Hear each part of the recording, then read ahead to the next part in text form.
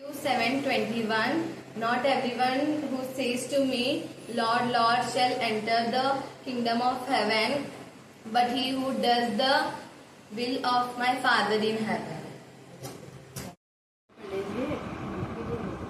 నాకు ఒకే కనబడింది. కళ్ళలో గాలి తప్పి అటు ఇటు తిరుగుతూ పోతూ ఉంటే అక్కడ సెలవు వాళ్ళ ఇల్లు కనిపించింది. ఇళ్ళకపోయినట్టు ఇళ్ళకపోతే అక్కడ అంతా స్త్రీలు, అమ్మాయిలంతా యవనస్తులు ఉన్నారు. ఆ యవనస్తులు ఎక్కువ ఉన్నారు. యూత్ వాళ్ళు బట్టలు పెట్టుకునే విధానం కానీ, వాళ్ళు తినే విధానం కానీ, బయటికి వెళ్ళి వచ్చే విధానం కానీ అన్నీ ఒక క్రమశిక్షణతో ఒక పద్ధతిగా ఉన్నారన్నమాట వాళ్ళంతా. అప్పుడు ఇల్లు కూడా శుభ్రంగా ఉంది. అట్లా ఉందన్నమాట. అబ్బా అక్క ఎంత బాగా పెట్టుకునింది, ఎంత క్రమశిక్షణతో ఉంది. ఎవరే కానీ వాళ్ళ ఇష్టానుసారంగా ఉన్నట్లు ఎక్కడా లేదు. అంతా స్త్రీలు యవనస్తులే ఎక్కువ మంది ఉన్నారనమాట. అట్లా కళ వచ్చింది. అప్పుడు నేను అనుకున్నా, చూడు ఎంత బాగా పెట్టుకునింది అక్క, ఎంత నీట్గా పెట్టుకునింది, పిల్లల్ని కూడా ఎంత భయభక్తులతో పెట్టింది. సో ఎవరి పని వాళ్ళు చేసుకుంటున్నారు చూడు అని నేను అనుకున్నాను. అనుకున్న తర్వాత మళ్ళీ ఆ ఇంట్లో నుంచి బయటకు వచ్చేసినాను.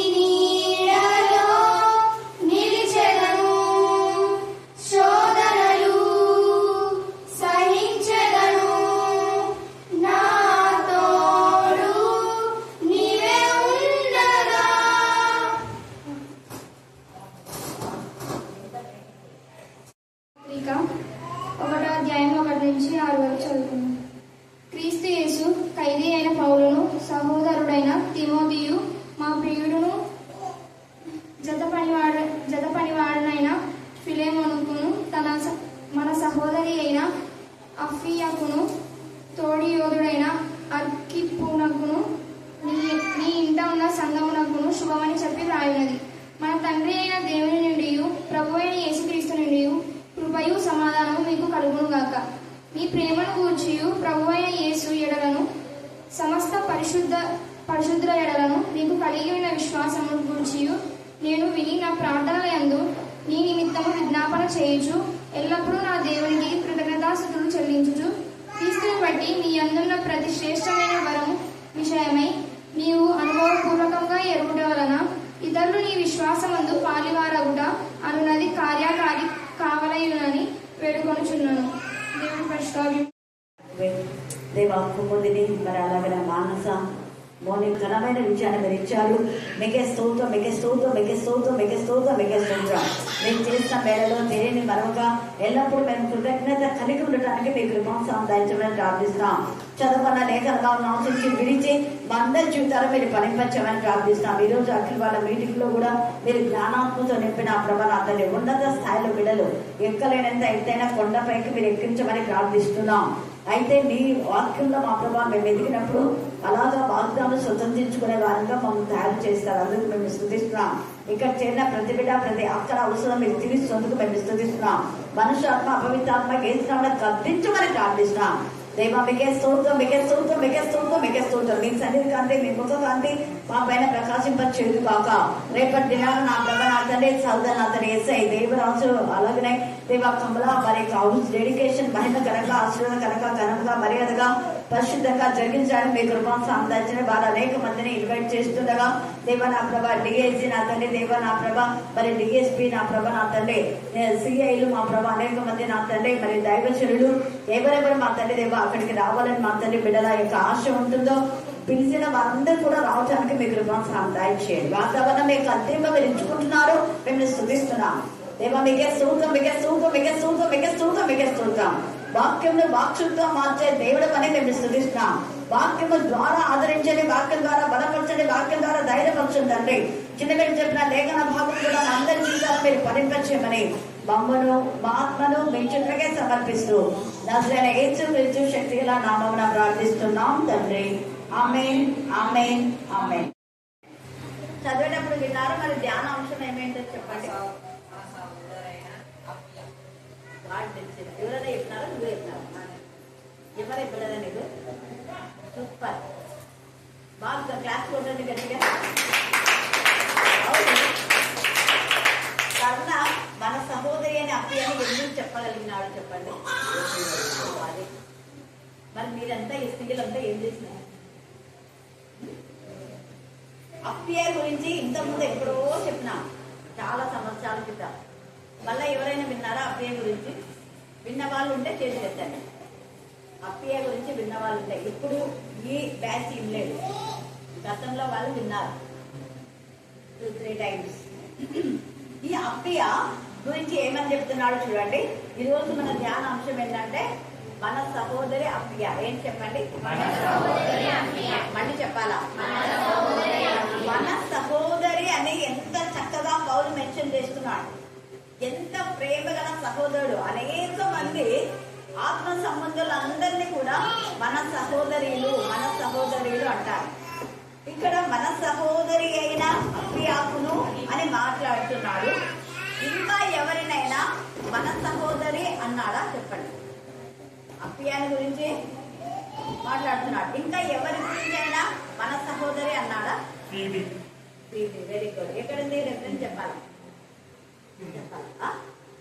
త్వరగా రెఫరెన్స్ ఎక్కడుంది?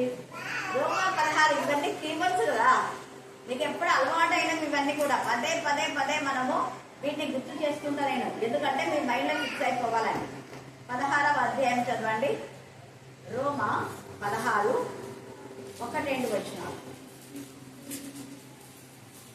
రోమా 16:1-2 వచనాలు. ఈమె ఎక్కడుందంట? కెంక్రేయలో సంఘములో పరిచయం చేసే ఆమె ఈమె. కెంక్రేయలో ఉన్న సంఘ పరిచారకురాలను ఫీబే చేస్తున్నాను మన సహోదరి పరిశుద్ధులకు తగినట్టుగా. చూడండి ఈయన గురించి ఎంత మంచి సాక్ష్యం ఇస్తున్నాడు పౌలు. ఆమె పరిశుద్ధురాలు. పరిశుద్ధురాలైనటువంటి ఫీబీని మీరు పరిశుద్ధులకు తగినట్టుగా ఏం చేయాలి? ప్రభునందు చేర్చుకొని ఆమెకు మీ వలన కావలసినది ఆమెకు మీ వలన కావలసినది ఏదైనా ఉన్న ఎడల సహాయం చేయవలనని ఆమెను గూర్చి మీకు సిఫారసు చేస్తున్నాను. ఆమె అనేకులకు నాకును సహాయరాలై ఉండేను. చాలా సహాయం చేసింది ఫీబీ కూడా. అందుకనే వీళ్ళందరూ మన సహోదరు అంటే నా సొంత అక్కచెల్లెల్లాగా భావించాడు పౌలు. విరాత్రి కాల సంఘంలో ఉన్న ప్రతి అక్క చెల్లెళ్లను మన సహోదరి అనాలి. ఎవరి సహోదరే కాదు. మా అక్క అని మీరు ఎలాగంటారో ఆత్మ సంబంధాలను మా అక్క అని మీరు అనగలగాలి. మా చెల్లి అని అనగాలి. సహోదరి అంటే మా అక్క లేదా మా చెల్లి. మరి మీ అక్కకు ఎంత ప్రాధాన్యత ఇస్తారో, మీ చెల్లెలకి ఎంత ప్రాధాన్యత ఇస్తారో, ఆత్మ సంబంధులైన అక్క చెల్లెలకు అంతకంటే ఎక్కువ ఇవ్వాలి. పౌలు కూడా అక్క ఉంది, కానీ పౌలు వాళ్ళ అక్క గురించి ఇంత ఇదిగా రాయలేదు. పౌలు అక్క యొక్క కొడుకు మేనల్లుడు. పౌలుకు మరి భయంకరమైనటువంటి సిచ్యువేషన్ లో ఆయనను చంపాలనుకున్నప్పుడు కాపాడగలగడానికి సహకరించిన వాడు మేనల్లుడు. ధైర్యంగా వెళ్ళి వాళ్ళతో మాట్లాడి పౌలు గురించి పౌలును అక్కడి నుంచి తప్పిస్తాడు. హల్లెలూయా, హల్లెలూయా. దావీదుకు సెరూయా కుమారుడు ముగ్గురు ఎలాగ సహాయం చేశారో అలాగా పౌలు మేనల్లుడు సహాయం చేశారు. ఆమె కూడా సహోదరే. ఆమె రక్త సంబంధమైనటువంటి సహోదరి అయి ఉన్నాడు. మేనల్లుడు అంటే సొంత అక్క కొడుకు అని మేనల్లుడు అంటారు. కానీ అలాగా అంత సొంత అక్క ఉన్నా కూడా ఆమె గురించి ఎక్కడెక్కడ రాలే. అంత హెల్ప్ చేసిన అంటే రక్త సంబంధులు మనకు ఎంత సహకరించినారో వాళ్ళకంటే కూడా ఆత్మ సంబంధులైన వాళ్ళు చేసే సహాయమే అన్నిటికంటే మిన్న. హల్లెలూయా, హల్లెలూయా. ఈ యొక్క పౌలుకు వీళ్ళందరూ ఎంతగానో సహకరించారంట. ఎంత బాగా మాట్లాడుతున్నాడు. ఆమె అనేకులకు చేసిందంట. ఎవరికి చేసింది? పరిశుద్ధుల కంటే అండర్లైన్ చేసుకోండి. నేను మీకు చెప్పేది అదే. మీ యొక్క ప్రతిదీ మీరు చేసే సహాయం ఆశీర్వదించబడాలంటే మనం చేయవలసింది పరిశుద్ధులకు, లోకస్తులకు కాదు. లోకస్తులకు చేస్తే ఏం ప్రయోజనం ఉండదు. కానీ పరిశుద్ధులకు చేయడం ద్వారా దేవునికి చేసినంత. అందుకే పరిశుద్ధులని పదే పదే పదే ఆ పదాన్ని మెన్షన్ చేస్తూ ఉంటారు. పరిశుద్ధుల కొరకైన చంద, పరిశుద్ధుల కొరకైన ప్రార్థన, పరిశుద్ధులతో సహవాసము, పరిశుద్ధులతో కలిసి మీరు జీవించండి, పరిశుద్ధులతో కలిసి పంచుకోండి సాక్ష్యాన్ని. ఇంకా చాలా ఉన్నాయి. మిగతా వాళ్ళు సాక్ష్యం చెప్పినా ఆ సాక్ష్యంలోని అర్థాన్ని వాళ్ళు గ్రహించారు. కానీ పరిశుద్ధులైతే గ్రహిస్తారు, వాళ్ళు కూడా సాక్షిగా ఉంటారు. అందుకని ఇక్కడ కూడా మన సహోదరి అయిన అఫియాకును అంటాడు. అంటే ఇక్కడ ఈ యొక్క ఫిలేమోనుకు రాస్తున్నటువంటి దీనిలో ఫిలేమోనుకు ఇంకా మిగతా తోడి యోధులు అర్కిప్పు వీళ్ళందరూ ఉన్నారు. వాళ్ళందరూ కూడా ఆమె సొంత సహోదరిగా పరిచయం చేసింది. అయితే ఈమె ఎవరు అని మనం చూస్తే వీళ్ళు నిజంగా చెదరిపోయినటువంటి వాళ్ళలో అనేక మంది మనం 17వ అధ్యాయం అపోస్తుల కార్యంలో చూస్తే 1-2 వచనాలు చదవండి. అపోస్తుల కార్యము 17వ అధ్యాయము 1-2 వచనాలు. వారు అంఫిపొలి అపోలియా పట్టణముల మీదుగా వెళ్ళి తెస్సలోనికకు వచ్చిరి. అక్కడ యూదుల సమాజ మందిరం, చాలా సమాజ మందిరాలు ఏమేమి ఉంటాయి, కానీ యూదులకు ప్రత్యేకంగా ఉంటది. సన్హెద్రిన్ సభ అనేది కూడా అక్కడ జరుగుతుంది. అందుకనే యూదుల సమాజ మందిరంలో పౌలు తన వాడుక చొప్పున సమాజపు వారి యుద్ధకు వెళ్ళి క్రీస్తు శ్రమపడి మృతులలో నుండి లేచుట ఆవశ్యకమనియు నేను మీకు ప్రచురం చేయు ప్రచురము చేసేటటువంటి ఈ యొక్క సువార్త యేసే క్రీస్తు ఉన్నాడని ప్రచురించినాడు. ఆయన పునరుద్ధాన జనన మరణ పునరుద్ధానం ఎప్పుడైతే ప్రకటించారో వెంటనే అక్కడ ఉన్నటువంటి గ్రీసు దేశపు యొక్క స్త్రీలు వాళ్ళు ఎలాగంటే ఘనత వహించిన వారంట. ఎలాంటి వాళ్ళు చెప్పాలా? ఎలాంటి వాళ్ళు? మళ్ళీ గట్టిగా చెప్పాలా? ఘనత వహించిన స్త్రీలు అనేక మంది విశ్వసిస్తారు. మీరు అదంతా 17వ అధ్యాయం చాలా ఇంపార్టెంట్ చదువుకోండి. చివరన అన్ని రాలంటే దమరి కూడా ప్రభు నమ్ముకుంటారు. ఘనత గల ఆ స్త్రీలు అనే మాట అర్థం ఏంటంటే వాళ్ళు తెలిసి తెలియనటువంటి వాళ్ళు కాదు. సమస్తము చాలా విషయాలు తెలిసిన వాళ్ళు, తెలియకుండా నమ్మిన వాళ్ళు కాదు. 17వ అధ్యాయం 11వ వచనం చదవండి. 17, 11.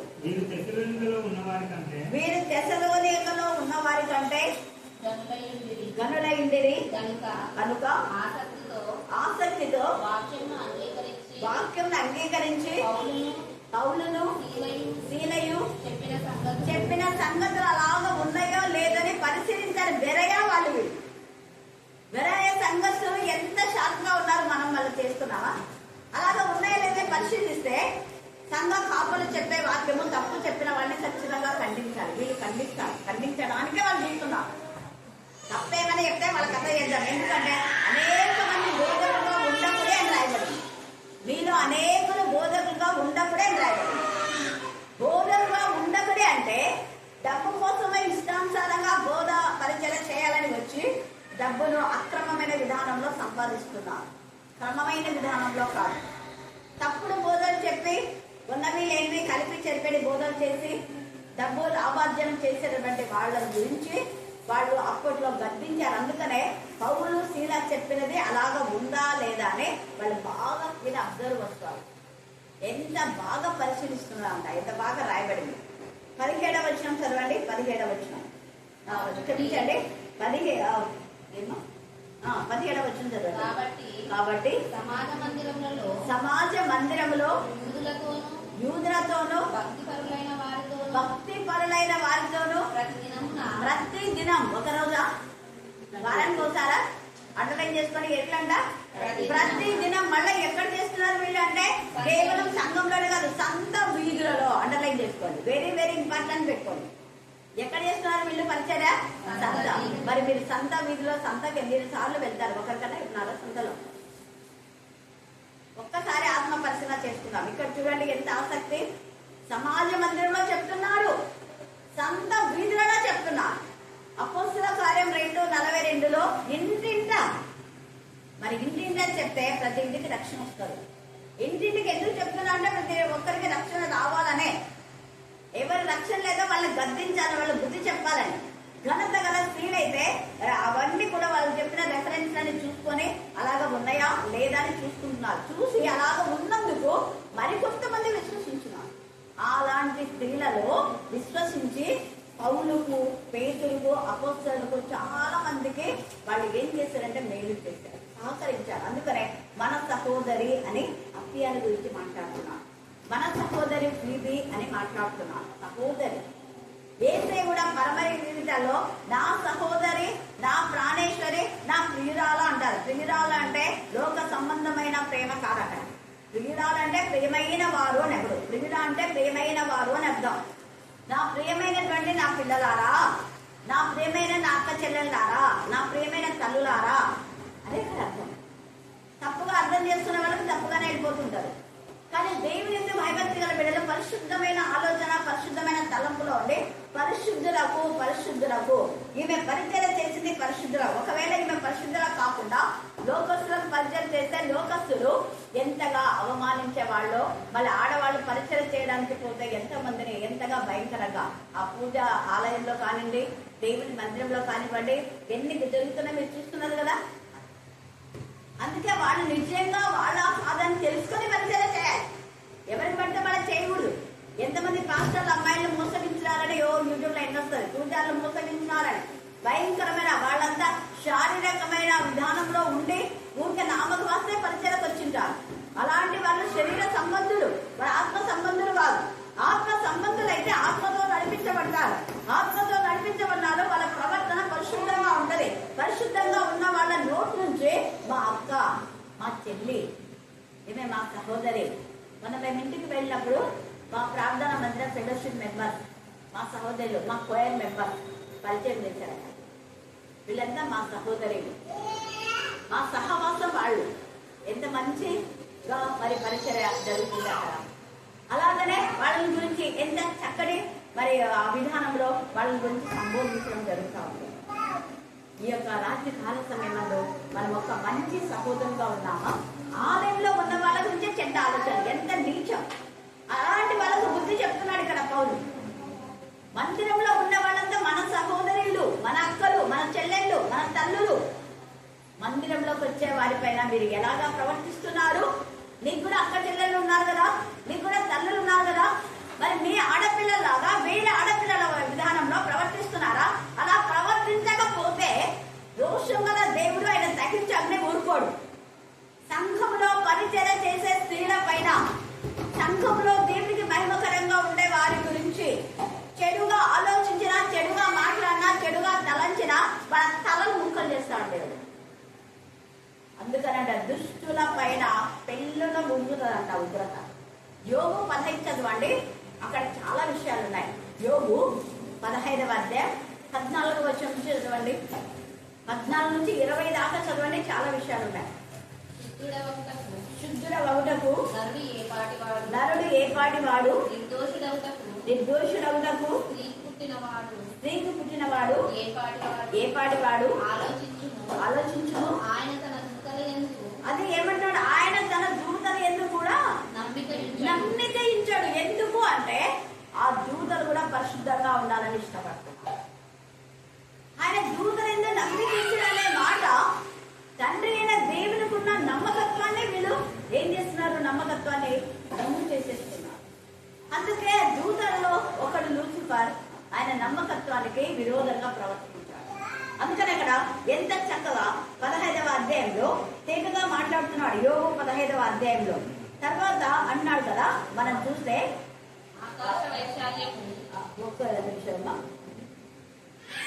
21వ వచనం,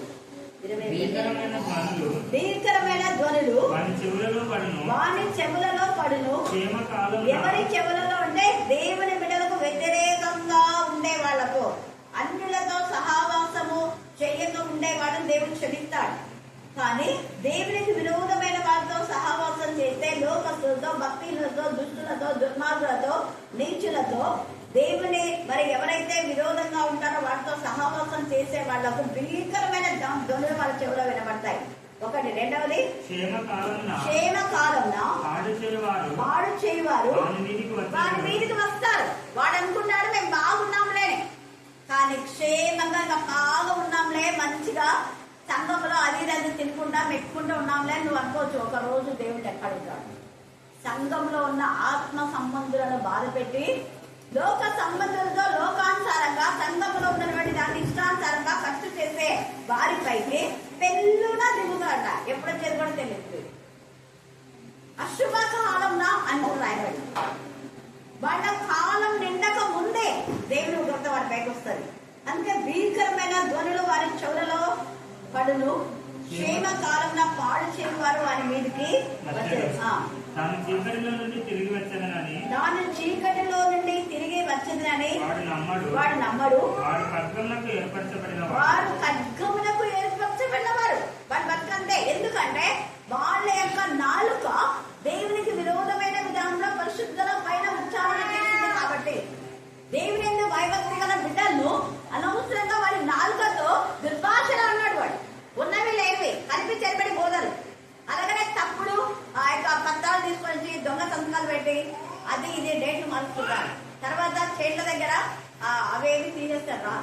పునాది పిద్దలు వేసిన పునాది రాత్రిని తీయొద్దు అంటే గుత్తకిచ్చిన వాళ్ళు ఏం చేస్తారు? రాళ్లను తీసేసి వాళ్ళ అన్నదమ్ములు ఉంటారు కదా. ఒకవేళ అన్నయ్య ఇవ్వడానికి తమ్ముడు ఇచ్చాడు గుత్తకు, అన్న యొక్క పొలాన్ని కొంచెం జరిపి మీ అన్న పొలాన్ని పక్క జరిపినాలే నాకు గుత్త పెంచు వచ్చిన అంటాము.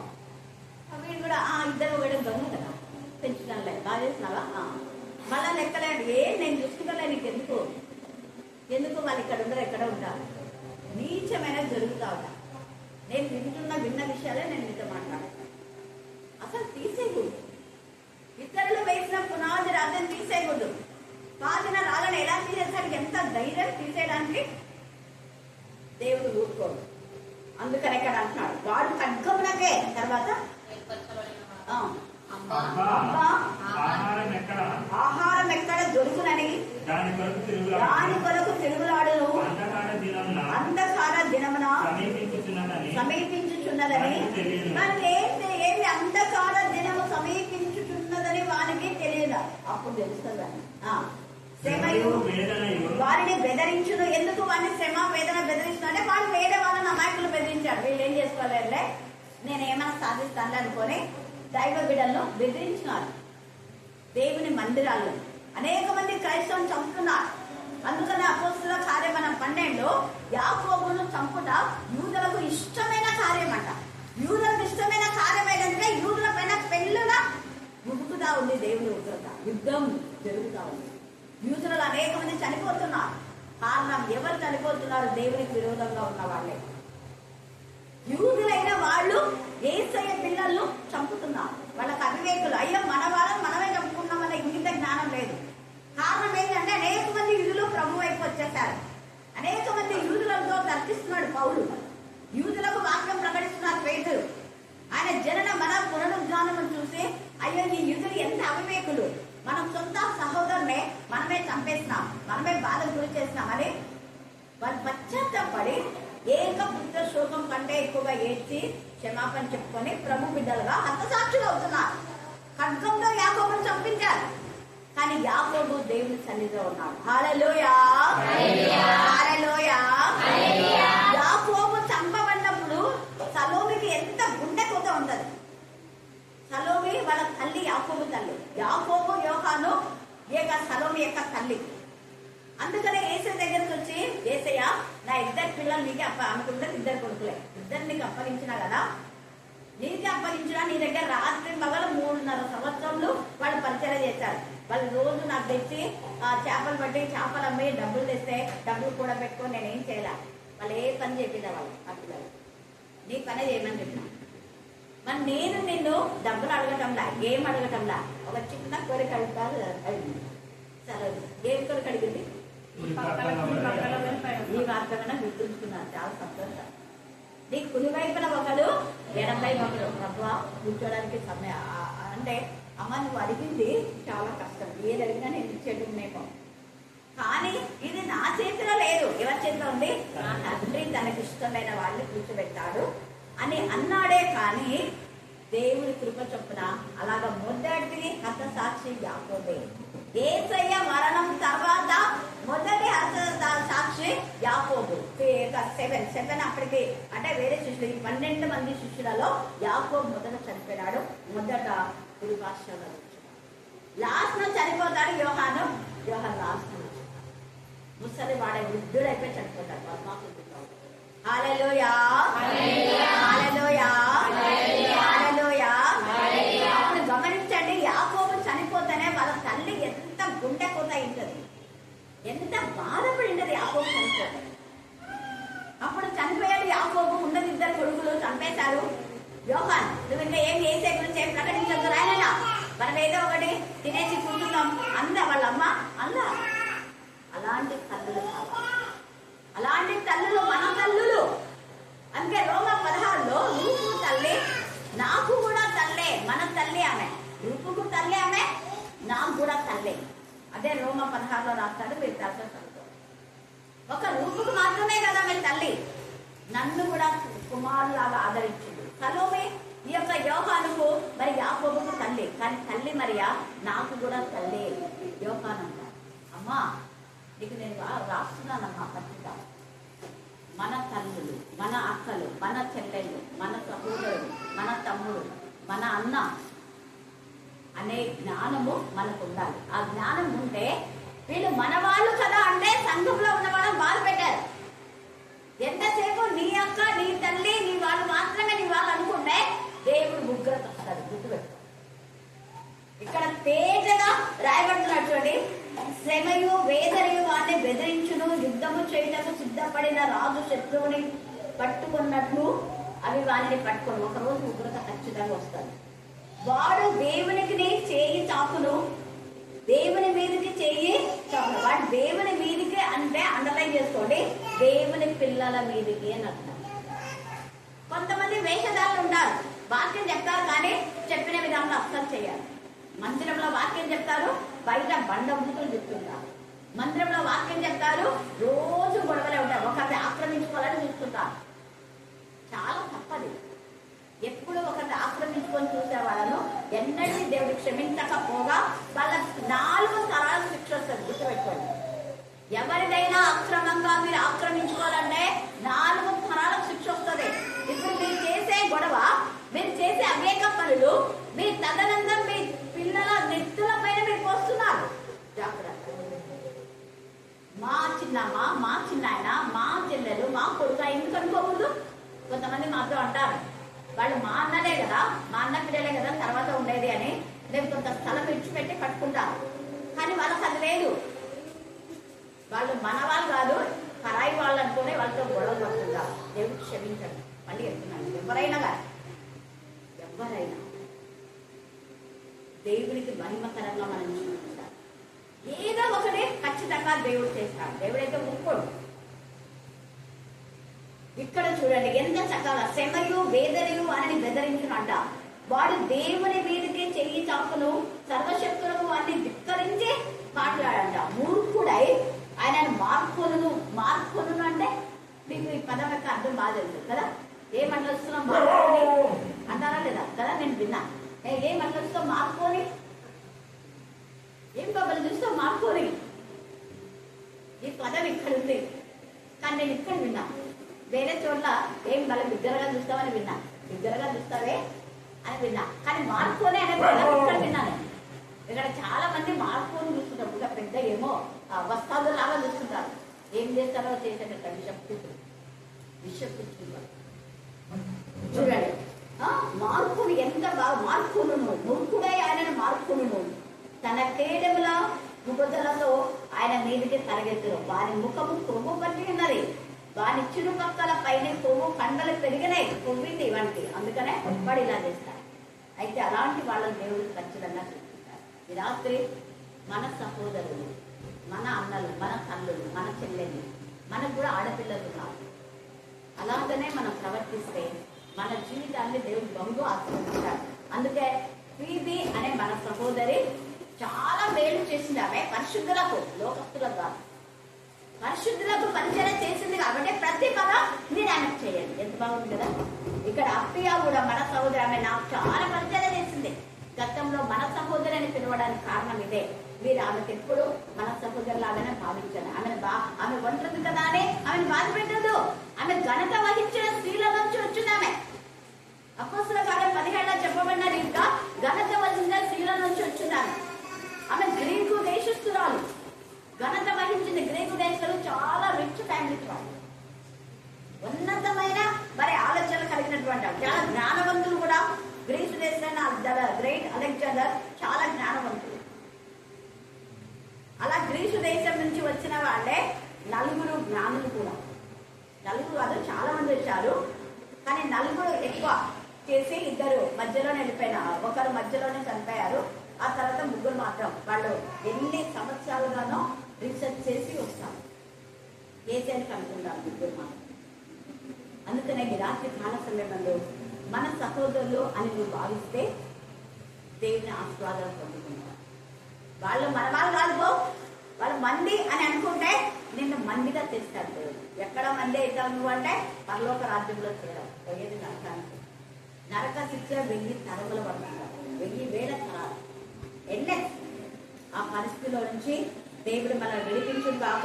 ఇక్కడ మనం చూస్తే 4 నుంచి 6 దాకా నీ ప్రేమను గురించి, అప్పయ్య ఎంత ప్రేమ కలదో. అందుకే నీ ప్రేమను గురించి ప్రభు అయిన యేసు ఎడలను సమస్త పరిశుద్ధుల ఎడలను నీకు కలిగిన విశ్వాసం గురించి నేను విని నా ప్రార్థన ఎందు నీ నిమిత్తం విజ్ఞాపన చేయొచ్చు. మనం ఎవరి నిమిత్తం విజ్ఞాపన చేయాలంటే ఆత్మ సంబంధులను కాదు.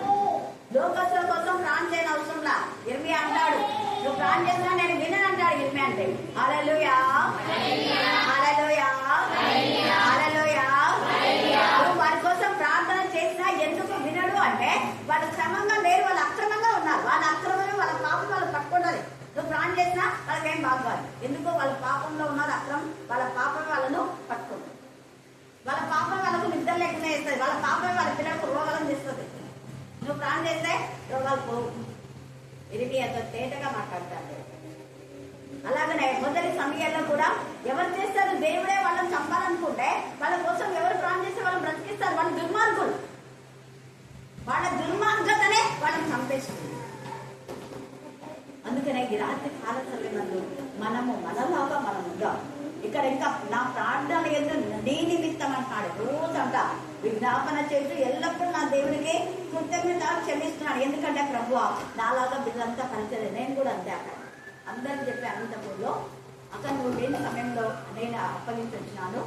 4 చెప్పాను. బాంబే నుంచి వచ్చిన పిల్లలు, తర్వాత హైదరాబాద్ అని అవన్ అని ఇలాగా వీళ్ళకి చెప్తారు. అక్కడ మాట్లాడు, ఏం పర్వాలేదు. పిల్లలు కూడా రాత్రి అక్కడ ప్రార్థన చేస్తారు. రాత్రి 12 దాకా దేవోజీ, మరి అఖిల్, తర్వాత దేవుడు బబ్బులు, ఇంకా కర్ణ కదా అంతేనా? రాత్రి వరకు ఎంత బాగా ప్రేర్ చేస్తున్నాం. 12 కర్ణ పిల్లలు వాళ్ళకి సమాధానం దేవుడు కలుగజేయడం. దేవుని సన్నిధిలో ఒక్క దినం గడిపితే 1000 దినాల కంటే విశేషం. మరి మీరు అన్ని గంటలంటే దేవుడు అస్సలు సర్వశక్తిమంతుడు, సర్వోన్నతుడు. కాబట్టి సమయమందు దేవునికి ఇవ్వాల్సిన సమయం దేవునికి ఇద్దాం. దేవుని పిల్లలను గౌరవిద్దాం. దేవుని పిల్లలకు హాని చేస్తే బతుకులో ఎవ్వరికి ఏం జరగదు, మేలునే జరగవు. రాసి పెడతాం. మనం ప్రార్థన చేసినా వినవు, దేవుడు విన్నాడు కాక వినవు. ఎవరి పాపం వాళ్ళ పట్టుకోకముందే పరిశుద్ధులతో సహవాసం చేసి పరిశుద్ధమైన ఆలోచన కలిగి ఒకరికి కీడు చేయకుండా మన కష్టార్జితంగా మనం జీవిద్దాం. దేవుడు ఈ లేఖన భాగం దీవించి ఆశీర్వదించును గాక. ఆమేన్, ఆమేన్, ఆమేన్. ఈ సమయంలో మీ పాదములకు వందనాలు, స్తుతులు, స్తోత్రములు చెల్లిస్తున్నామయ్యా. అబ్రాహాము, ఇస్సాకు, యాకోబుల దేవా, నీ పాదములకు వందనాలు, కృతజ్ఞతలు, స్తుతులు, స్తోత్రములు చెల్లిస్తున్నామయ్యా. తండ్రి నాన్న, కుమారుడు నాన్న, పరిశుద్ధాత్మ నాన్న, ప్రతి ఒక్కరిని సహాయం చేయండియ్యా. ఈ రాత్రికాల సమయంలోనైనా ఇక్కడ వచ్చిన ప్రతి బిడ్డనైనా ఈ ఆత్మతో శక్తితో నింపమని అడుగుతున్నామయ్యా. ఈ రాత్రికాల సమయంలోనైనా నా ప్రభా ఎందు నిమిత్తమైతేనైనా ఈ బిడ్డలు అందరం కూడుకొని నైనా నిన్ను ఆరాధిస్తున్నానైనా ప్రతి ఒక్క మొరను ఆలకించండి, సహాయం చేయండి. ఏ బిడ్డకైతేనైనా ఏ సమస్యలతో, ఏ చింతలతో, ఏ బాధలతో ఉన్నారనైనా అట్టి బిడ్డలు నీకు కూడా జ్ఞాపకం చేసుకున్నాడు. ప్రతి యవన కుమారుని నీవే జ్ఞాపకం చేసుకున్నాడయ్యా. ప్రతి యవన కుమార్తెను నీవే జ్ఞాపకం చేసుకున్నాడయ్యా. ఈ రాత్రికాల సమయంలోనైనా దేవా పగలు ఎండ దెబ్బనైనా రాత్రి వెన్నెల దెబ్బనైనా తలకుండా కాచి కాపాడు చూపండి వహింపబడ్డాయా. దేవా భయంకరమైన ఎండలలో జీవిస్తున్న ప్రతి ఒక్క ఆత్మతో మీరే మాట్లాడండి, సహాయం చేయండియా. ఈ రాత్రికాల సమయంలోనైనా అక్క ఎంతో దూర ప్రాంతానికి వెళ్ళినైనా మా మధ్యలో నింపిన దేవా మీ పాదములకు వందనాలు, కృతజ్ఞతలు, స్తుతులు, స్తోత్రములు చెల్లిస్తున్నామయ్యా. ఆరోగ్యాన్ని నైనా నీ శక్తిని, నీ బలానికి అయిపోతాను. మీ పాదములకు వందనాలు, కృతజ్ఞతలు నైనా. ఇంకా ఎన్ని ప్రాంతాలు తిరుగుతుందోనైనా అక్కడ కానీ మీరేమంటే సహాయం చేయండి. ముందుగా మీరు నైనా అక్క అడుగులలోనైనా మీ అడుగులనైనా స్థిరపడతారు. మీకు వస్తుంది దేవా మీ పాదములకు వందనాలు, కృతజ్ఞతలయ్యా.